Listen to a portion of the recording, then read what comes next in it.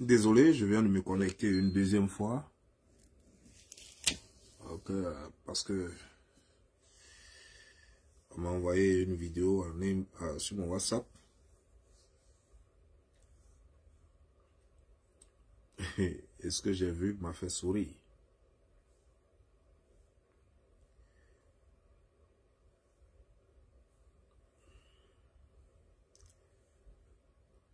Tu sais, Ivy,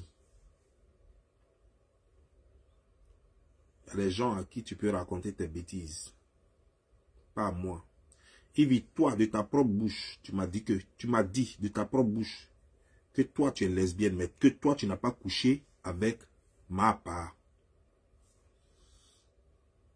Je n'ai pas dit on m'a dit. Il dit toi-même.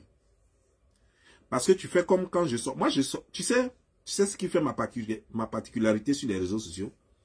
Je ne prends pas des conneries pour coller sur les gens. Je dis toi. Tu m'as dit de ta propre bouche. Si tu veux, il faut jurer sur ton enfant qui vient de naître là. Si toi, tu es sûr que toi, tu n'as pas dit de ta propre bouche. Tu dis que tu es lesbienne. Mais elle, tu n'as pas couché avec elle. C'est pourquoi quand je parlais, quand je faisais ma vidéo, mes vidéos sont encore là. Quand je faisais ma vidéo, je dis, tu m'as dit ce que même on ne devrait pas dire, tu m'as dit. Donc moi, j'ai plus confiance à ce que toi, tu dis. Donc moi, je suis sûr que toi, tu n'as pas couché avec elle. Parce que tu n'étais pas obligé de me dire que tu es lesbienne. Tu n'étais pas obligé de me dire que tu es lesbienne. Mais tu as avoué qu'effectivement, toi, tu es lesbienne. Je n'ai pas dit on m'a raconté. Je n'ai pas dit quelqu'un m'a dit. Ah, 5%. Attends,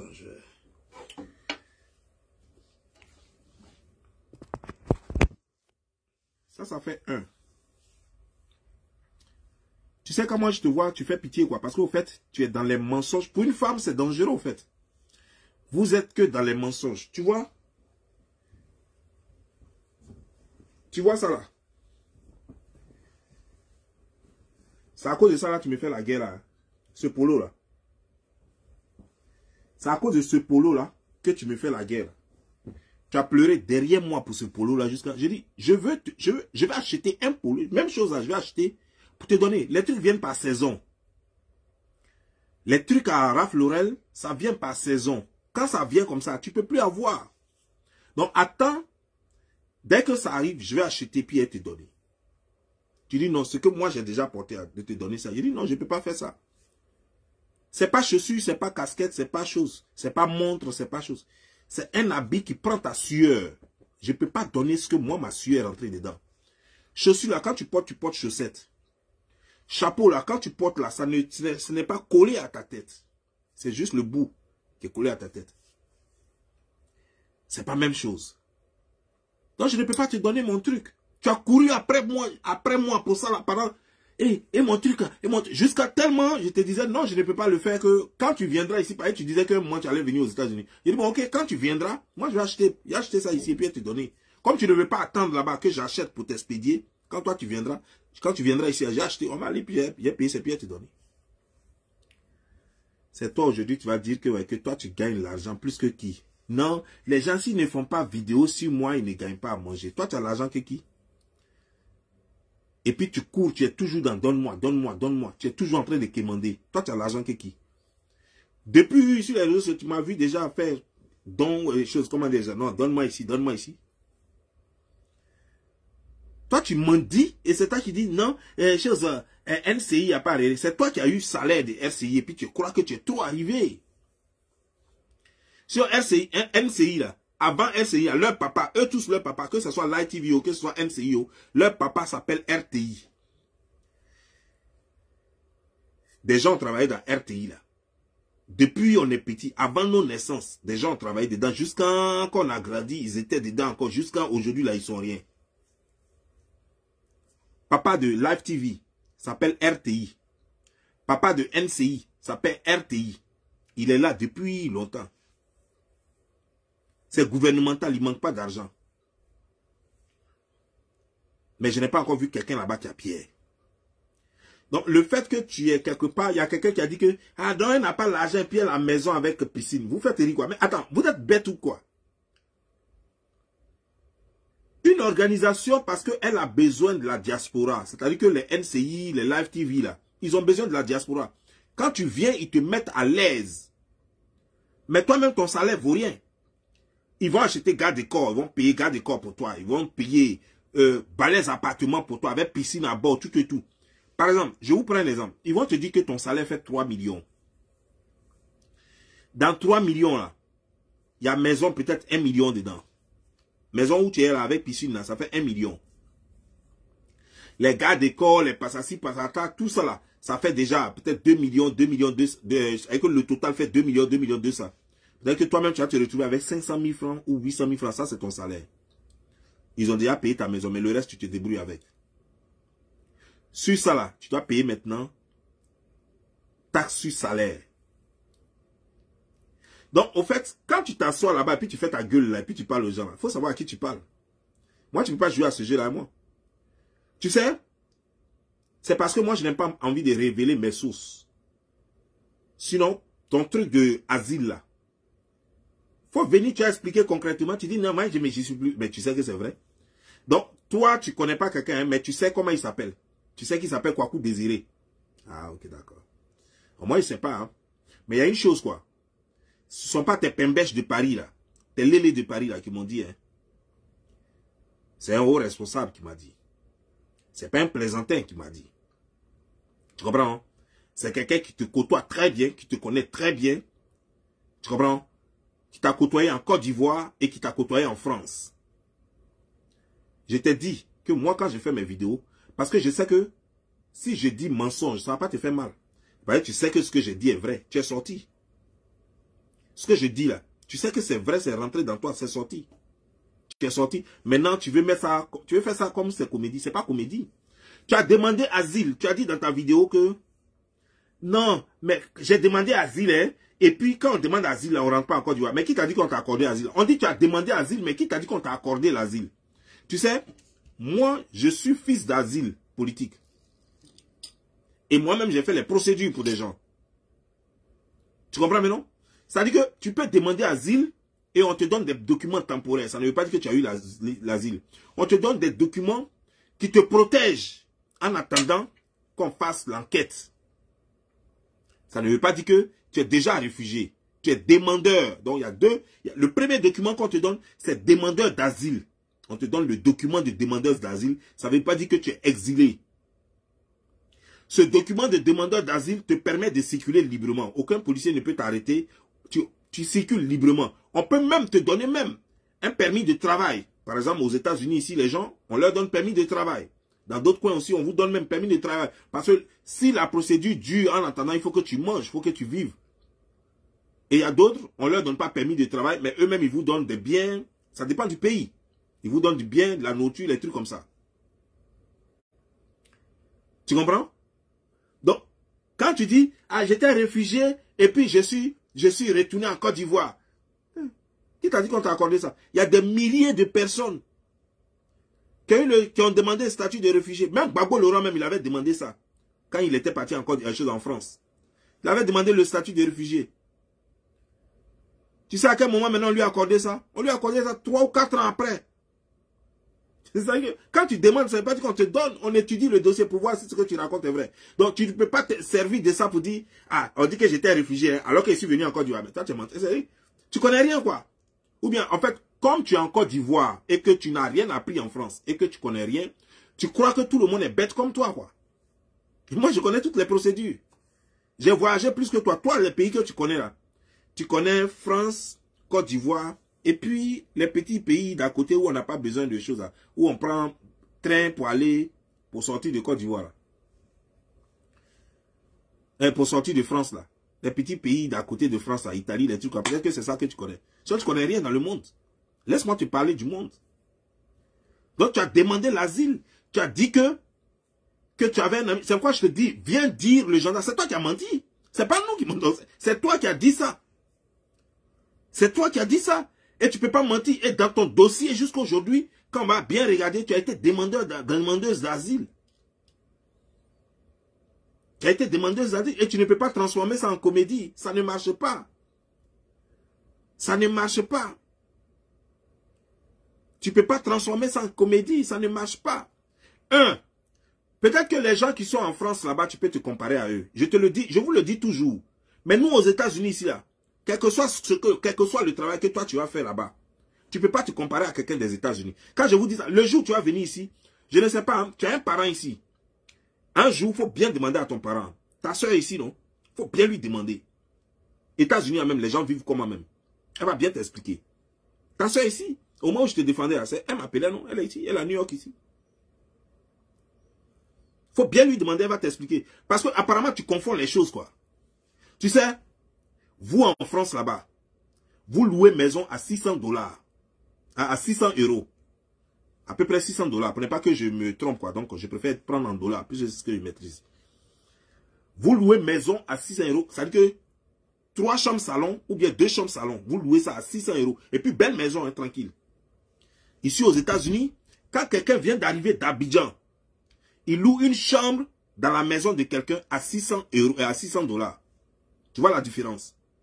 Quelqu'un qui vient d'arriver du pays, il peut louer que chambre à 600 $ chez quelqu'un dans la maison de quelqu'un. C'est-à-dire que vous êtes 2 ou 3, il y a 3 chambres salon, chacun loue sa chambre à 600 $, 600 $. Ça, c'est les États-Unis, ça. Pendant que ce temps-là, la personne qui vient d'arriver n'a pas encore bon emploi. Hein. La personne qui vient d'arriver n'a pas encore bon argent. Hein. Mais même dans son mauvais emploi, là, la personne peut payer sa maison, envoyer l'argent au pays et puis vivre, puis s'habiller. C'est-à-dire que la personne n'a même pas encore bon emploi. La personne vient d'arriver, ça fait même pas 1 an, ça fait même pas 8 mois. Mais la personne loue maison 600 $ et puis la personne paye sa propre sans problème. Et la personne envoie encore l'argent un peu au pays. Vous, quand on vous dit même, moi j'ai dit à Peter ici, Peter dit, il a fait vidéo clairement pour me dire que lui ne se voit pas en train de prendre 1000 $, 1000 € pour aller louer maison. Ça veut dire que lui trouve que c'est trop cher. Lui ne peut pas louer un studio de 1000 € en France là-bas. Moi j'étais abasourdi. Voilà des gens qui sont en France, qui ne sont pas capables de louer un studio à 1000 € et qui parlent avec des gens qui dépensent presque le double pour leur maison et vivent seuls. Et c'est eux qui parlent avec eux. Donc apparemment quand tu rêves là, tu penses que là où tu es là-bas là, c'est la même chose quoi. Je vous dis, allez-y demander un peu les visas. Et puis venez un peu aux États-Unis. Parce que apparemment, je ne sais pas quoi. Parce que quand vous venez aussi à vous caler, vous ne repartez plus. Et puis vos histoires de vidéos, ça cesse. Venez ici un peu, vous allez voir. Comme ça, parce qu'apparemment, comme vous ne connaissez pas les réalités des États-Unis, vous croyez que c'est partout même chose. Vous croyez que c'est la même chose. Ici aux États-Unis, quelqu'un peut ne pas travailler. Ça veut dire qu'il a perdu momentanément son travail. Avec ses petits grouillages déjà, il peut survivre et puis amener l'argent au pays. Vous n'êtes pas capable de faire ça.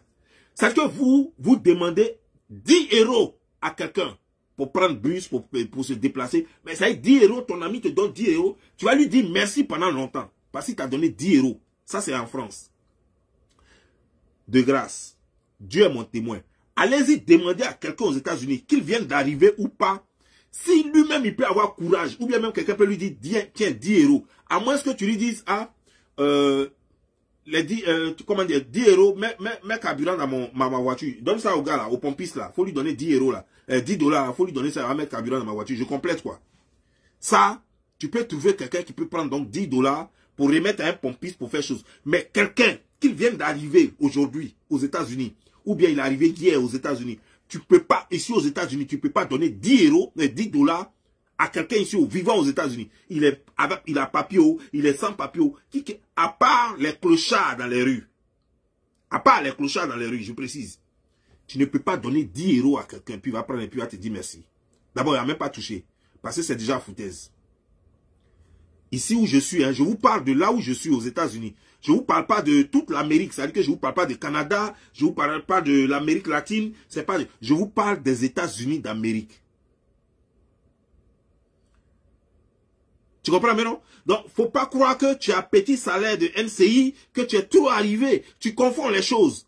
Parce que ce que toi-même on te paye là-bas et puis tu penses que tu es trop arrivé là, c'est ce qui fait bill de maison de quelqu'un ici.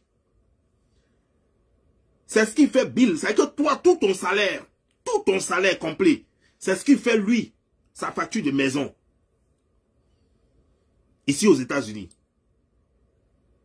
Tu comprends? Donc quand tu fais tes trucs là, ça fait trop rire quoi. Parce que apparemment, moi je sais pas, c'est parce que je n'ai pas le pouvoir. Si j'avais le pouvoir, je ne parle pas de tous les pays en Afrique, hein, mais la Côte d'Ivoire seulement, j'allais vraiment donner les visas. Hein.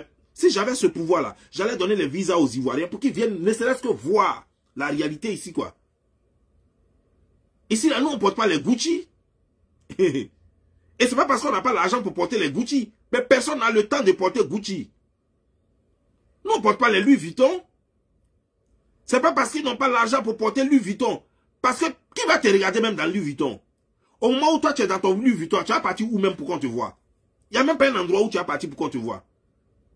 Tu vas aller chez les Américains, eux, ils ne calculent pas ça. Eux, ils sont dans les Jordan, ils sont dans leurs casquettes, dans les trucs, les grosses montres. Ils ne vont pas calculer ça. Donc, tu vas porter ça où? Voilà la différence. Donc, vous êtes obligé de porter vos Louis Vuitton de Turquie, là. Vos Gucci de Turquie, là. Et puis, rester là-bas en France, là-bas, porter. Tout est fake sur vous. Que ce soit à bijoux, c'est fake. Que ce soit à bio, tout est fake sur vous. Et puis, vous pensez que vous êtes arrivé. Mais dans ça, là encore, vous n'êtes même pas capable de vous en sortir. Même dans ça. Vous n'êtes pas capable de vous en sortir. C'est-à-dire que tout est moins cher. Avec 600 000 francs, tu loues une maison tranquillement. Mais vous n'êtes pas... C'est-à-dire que moi, Dieu m'a béni. De là où je suis aujourd'hui, je peux louer une maison, 3 chambres, salon à quelqu'un en France et puis mon cœur bat pas. Parce que je peux louer, même, comment dire, je peux prendre 2 copines, on appelle ça garçonnière. Je peux louer 2 garçonnières ici, pour mettre ici, pendant 1 an et plus. Donc ça veut dire, alors que les garçonnières ici déjà coûtent le prix d'une 2 chambres salon en France, coûte au moins $600.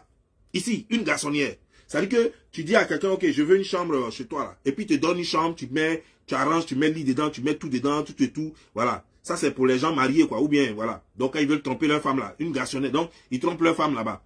Moi je peux louer 2 comme ça. Et puis ils ne dorment pas dedans. Et puis je suis chez moi à la maison. Tu comprends? Et ça, vous là, quand vous avez ça, malgré ça là encore, vous demandez assistance à l'État pour qu'on diminue les $600. Et c'est toi, tu veux dire que toi, tu es arrivé. J'ai dit, faut pas confondre. Nous sommes tous venus de la Côte d'Ivoire. Heureusement d'ailleurs, chacun a pris une destination. Nous, on connaît chez vous. Nous, on va tout le temps chez vous. Nous, on va en France tout le temps. Côte d'Ivoire, on connaît. France, on connaît. Mais si parmi vous, là, Dieu pouvait faire de sorte que vous venez de temps en temps en vacances ici pour repartir, vous alliez comprendre comment c'est. Vous alliez voir la vraie différence. Vous allez voir comment les jeunes, tes frères ivoiriens, tes soeurs ivoiriennes, tu allais voir comment une fille ivoirienne ici, c'est pourquoi, regarde, c'est pourquoi vous allez trouver beaucoup de filles célibataires. Vos soeurs là, c'est pas parce qu'elles sont bouclées, c'est pas parce qu'elles sont vous allez trouver beaucoup de filles célibataires parce que ici là, elles ont le pouvoir d'achat. Elles sont pas dans les maquis comme en France, en train de chercher $10 pour prendre le métro pour rentrer à la maison. Non. Ici là, la go, ta soeur ivoirienne qui est quittée au pays, qui est ici, tu t'en vas la draguer alors qu'elle-même elle loue maison $2000. Elle loue maison $2000, toi tu loues maison $1600. Tu vas lui dire quoi? Elle loue maison $2500, toi tu loues maison $1800. Tu vas lui dire quoi? C'est quoi tu vas lui dire pour la blaguer? Tu n'as qu'à lui. La seule chose qu'elle attend de toi, c'est la sincérité, la franchise, l'amour réel. C'est tout. Et quand tu es un garçon malo, elle ne va pas te regarder parce qu'elle a le pouvoir d'achat. C'est pourquoi il y a beaucoup de nos soeurs qui sont célibataires ici. Elle a le pouvoir d'achat. Et ce pouvoir d'achat-là transforme beaucoup de nos soeurs. Elles deviennent très arrogantes. Parce qu'elle ne peut plus accepter qu'un homme lui dise ce qu'elle a trop avalé en Côte d'Ivoire. En Côte d'Ivoire, même sous la pluie, on lui dit viens. Elle partait, la pluie la tapait, tout ça. Elle ne peut plus accepter ça ici. En Côte d'Ivoire, on lui disait de faire certaines choses. Elle sait dans son cœur, elle n'a pas envie de faire, mais elle est obligée de faire parce qu'elle n'a pas le choix. Elle dit aujourd'hui, j'ai ma liberté. C'est mon temps de me venger contre les hommes. Ils m'ont trop maltraité dans ma vie. Cette fois-ci, ils vont payer aussi. Donc, quand elle t'a rencontré, quand elle a envie de wesser à toi, et puis tu fais bizarrement, puis ça lui rappelle la Côte d'Ivoire, elle va te mettre ça, elle va te faire ça propre sans vaseline. C'est pourquoi parce qu'elles ont le pouvoir d'achat. Pendant que vous êtes là-bas, que vous roulez dans les voitures de 1000 €, les filles ici, ivoiriennes, qui ont au moins fait 1 an, 2 ans déjà, elles roulent dans les voitures de 25 000 € déjà, de 25 000 $ ici, de 20 000 $. Alors que vous, jamais vous n'aurez cette occasion. Vous n'avez même pas de crédit d'ailleurs, donc même pour prendre une voiture à crédit, même c'est un problème. Alors que la fille, elle a donné ses 1000 $ dans le paiement, on lui a donné une voiture de 25 000 $. Et puis elle roule dedans tranquille. Que ce soit une Toyota, une BMW, une Mercedes, la voiture de son choix, et puis elle roule dedans tranquille. Donc peut-être que c'est ce qui te confond. C'est ce qui fait que tu crois qu'on est tous même chose. Souvent, il y a des choses que moi, je n'ai pas envie de dire pour ne pas frustrer mes frères qui sont en France. Parce que chacun se débrouille à sa façon. Et puis, il y a des gens qui excellent en France là-bas. Tout le monde ne vit pas comme les autres rats des groupes qui louent les maisons à 600 $. Il y a des vrais chefs de famille, il y a des vrais entrepreneurs ivoiriens, africains, qui sont en France et qui ont réussi leur vie. Malheureusement, ceux-là ne sont pas trop, ils ne sont pas beaucoup. Donc, je ne veux pas dire certaines choses pour ne pas frustrer, pour ne pas blesser ceux-là qui se sont battus et qui ont réussi leur vie en France là-bas. Sinon, toi, tu es parti là, tu as fait quoi? Est-ce que tu avais une maison avec un contrat de bail à ton nom? Tu avais quoi en France là-bas? Pour dire que, Dieu merci, NCI. Donc, depuis que tu es né là, c'est NCI qui a été ton seul employeur. Tu vois, non? C'est NCI, depuis toi tu es né, c'est NCI qui te paie. Non, jamais, Dieu merci, NCI n'a jamais retard. Donc, c'est eux seulement qui t'ont employé. Mais laisse-moi te dire que moi, j'ai été employé par plusieurs entreprises. Et même le gouvernement d'ici, le gouvernement américain, j'ai travaillé pour eux. Donc, je sais à quel moment les salaires tombent ici. Je sais qu'il y a des gens qui sont payés par semaine. Il y a des gens qui sont payés chaque 2 semaines. Et il y a des gens qui sont payés par mois. Et je connais les ranges de choses, comment des gens. Les catégories de boulot. Et je sais que tel boulot est égal à tel salaire. Si je fais telle formation, j'aurai tant. Et en fonction de ça, je connais tout ça. Toi, tu ne connais pas tout ça. Tu viens dans un coin sans mérite. Tu n'as pas passé concours pour être là à NCI. Là.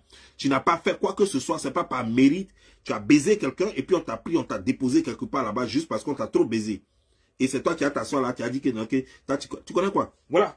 T-shirt là. Jusqu'à même, tu allais payer même chose. Les gens vont regarder.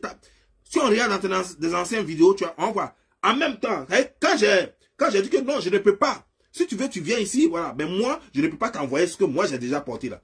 Tu allais payer le fake. Marque Turquie, de Polo Turquie, tu allais payer ça. Et ça ne donnait pas ça. Tu vois, pour moi là, ça fait combien d'années j'ai ça?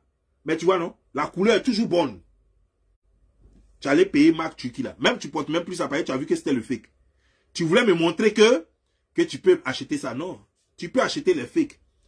Mais pour avoir le vrai, il faut venir aux États-Unis. Pour avoir le vrai, il fallait envoyer l'argent à ta soeur et puis même si ta soeur partait, n'avait pas trouvé. Parce que ici, là, ce que vous ne comprenez pas, c'est que les choses viennent par saison. Et quand tu as trouvé quelque chose qui te plaît là, même toi-même, même si tu as gâté le truc et que tu veux même chose là, tu ne peux plus avoir encore. Tu ne peux plus.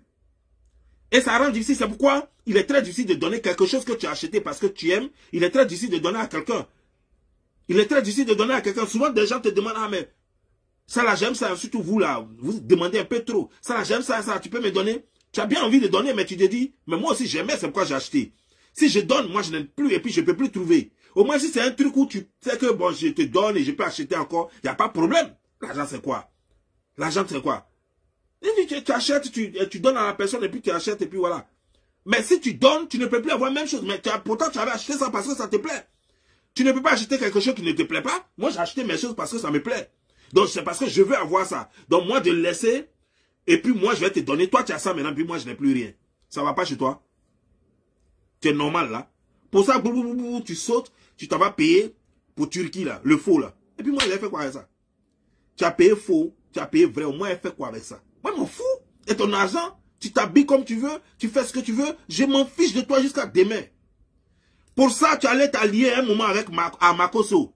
Tu croyais que tu allais me faire du mal. Je te regardais parce que tu sais ce que tu ne sais pas. C'est que quand moi j'ai mis quelqu'un dans mon cœur, je suis un peu comme un gros camion. Ça met trop de temps, même quand la personne m'offense. Tu as fait ça une fois, tu n'as pas fait tu n'as pas fait ça une seule fois. Tu as fait ça plusieurs fois avant que je me décide à te clasher. Parce que quand moi je mets quelqu'un dans mon cœur et puis tu me choques quand ça me surprend. Tu sais, hein, quelqu'un que je ne connais pas, il est très facile pour moi de clasher la personne. Quelqu'un que je n'estime pas, que je ne connais pas comme ça, je peux lui dire des choses sans même avoir des remords. Mais quelqu'un pour qui j'ai eu de la sympathie, de l'amitié, de la considération, c'est très difficile. C'est pourquoi je t'ai laissé longtemps. Sinon, il y a longtemps, je voulais te clasher. Mais souvent, je viens, je mets la caméra et je n'ai pas la force.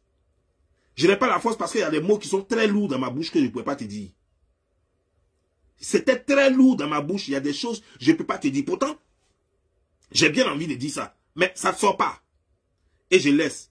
Et tout le monde disait, ah, mais comme c'est ta petite, tu laisses. Comme c'est ta petite, ah, c'est elle qui te donne les docs. Les gens pensaient même que c'est toi qui me donnais les docs, alors que tu ne me donnais aucun doc. Parce que moi, j'ai des gens qui me donnent mes docs. C'est pas toi qui me donnais des docs. Et les gens pensaient que non, que peut-être qu'il y avait quelque chose de vraiment entre nous. Alors que toi et moi, on causait combien de fois? Toi et moi, on causait presque pas. On causait de temps en temps, quand tu veux parler de tes bêtises. Parce que moi, je me méfiais beaucoup de toi. Parce que je ne veux pas dire le nom de la personne, parce que quelqu'un avec qui tu avais déjà causé et à qui tu avais déjà mis dans les problèmes m'a dit de me méfier de toi. Un blogueur qui te connaît très bien et qui me connaît très bien m'a dit, il faut te méfier. Et je lui ai dit que non, je vais faire ma propre expérience avec elle. Et ça n'a même pas duré. Et je lui ai dit, tu avais raison. Il dit, ah, je t'avais dit. Je t'avais dit. Moi, je m'en fous de comment tu vis ta vie. Ça ne m'intéresse pas. Je veux juste que ta vie soit... Ça veut dire qu'il ne faut pas avoir la vie la plus misérable. Et puis venir sur les réseaux sociaux et puis te foutre des gens. Parce que toi-même là, tu mets mon parcours en France. Mais il faut raconter maintenant ta vie en France. Tu ne peux pas raconter, elle te fait honte. Tu mets ça dans la comédie, elle te fait honte. Tu dis justifier. Qu'est-ce qui est justifié? Tu n'as pas besoin de te justifier. On dit raconte ton parcours. Puisque tu es une guerrière. Tu es parti en France, tu es revenu en Côte d'Ivoire, tu as réussi. Tu es la guerrière qui a réussi. Tu as remporté le trophée. Raconte aux gens comment est-ce que tu as eu ce succès-là. Comment tu es parti de zéro à héros. Voilà, c'est ce qu'on te demande. Raconte ta vie maintenant. Parce que vous avez tellement à raconter de vous-même. Vous avez tellement à raconter sur votre misère. Mais vous passez votre temps à attaquer des gens qui n'ont rien à voir avec votre truc. C'est nous qui vous avons demandé d'aller être des animateurs. Donc quand vous partiez pour être animateur, là, vous ne saviez pas qu'il faut être créatif. Vous ne saviez pas qu'il faut être créatif quand tu décides d'être animateur. Ah oui, il faut être créatif. Il faut créer des émissions, il faut créer des trucs. Tu ne peux pas prendre la vie des gens et c'est vous, c'est cette hypocrisie-là et cette malhonnêteté-là qui me choque. C'est-à-dire que c'est vous qui passez votre temps à créer les buzz, à insulter les gens qui sont sur Internet. Et puis c'est vous qui venez vous asseoir gaillardement sur vos plateformes-là pour dire, oh les blogueurs là, ils passent leur temps à insulter les gens. Maintenant là, on va appeler Adou Richard et Tata. Adou Richard sont maudits à merde contre Adou Richard. Moi, il fait quoi à Adou Richard? Quand on va appeler Adou Richard, nous on s'en fout d'Adou Richard. Vous, quand vous êtes là, on sait déjà que c'est une justice sélective. On sait très bien que c'est une justice sélective. En Côte d'Ivoire, c'est-à-dire qu'il y a des choses qui choquent la justice ivoirienne et il y a des choses qui ne les choquent pas. Il y a des personnes qui n'ont pas droit à l'erreur en Côte d'Ivoire. Et il y a d'autres, même quand ils n'ont pas fait erreur, on va mettre erreur sur eux. Donc, on sait ça. Donc, quel que soit ce que vous faites là, ça ne dit rien à personne. Parce qu'il n'y a aucune justice en Côte d'Ivoire. Ce qu'on vous demande, on dit, votre vie est pourrie. Toi, aujourd'hui, tu as eu un enfant, non? Mais tu t'es fait laper aussi. Il faut dire que c'est faux. Est-ce que tu m'as pas dit, tu peux jurer sur ton enfant là, que toi, tu m'as pas dit que toi, tu étais lesbienne? Il faut venir, puisque tu es une menteuse de toute façon. C'est facile pour toi de dire que non, je t'ai jamais dit ça. Il faut venir dire que toi, tu m'as jamais dit ça. Et puis, tu as juré sur la tête de ton enfant. Et puis, tout le monde va voir. Que tu m'as pas dit que, moi, je sais que je suis lesbienne, hein, mais celle-là, je n'ai pas couché avec elle. Il faut me dire que tu n'as pas dit ça.